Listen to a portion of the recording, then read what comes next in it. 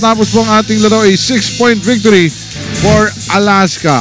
Well, ito po yung ating first game lamang at Eric, alam mo, napaka-interesante ng ating laban na ito pero kailangan muna nating pumili syempre ng ating best player of the ball game at hindi po kami nahirapan ni Eric na pumili rito si JV Casio, ang ating best player of the ball game with 19 points, 5 assists, 4 of 9 sa kanyang 3-point field goal shooting. Well, JV, nung simula pa lamang ng ating laro, mainit na mainit kaagad. But more importantly, nung nag-threaten itong kupunan ng Air 21, it was you who led the Alaska stability doon sa inyong offense. Anong naramdaman mo nung dumikit na yung Air 21 ng fourth quarter?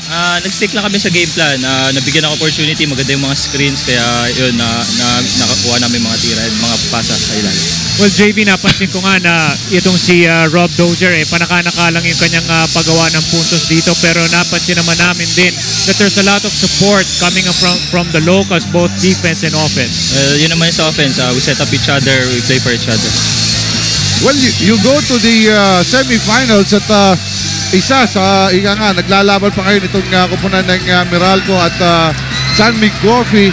May preference ka ba sa kung sino gusto mong makaharap sa semifinals? Wala, basta kami, laban lang kung sino we play our game and we play sa goal namin. Well, ramdam namin ang focus ng kupunan ng Alaska and I'm sure gusto mong imbitahan ang mga miyembro ng Gatas Republic sa mga susunod pang bakbakan ng kupunan ng Alaska. Syempre, una-una sa mom and dad ko na nasa Chicago, kamusta kayo dyan, and syempre sa girlfriend ko and mga kapatid ko, kuya at ate ko, family niya, and syempre Gatas Republic. Supportan nyo kami, nanay, lola.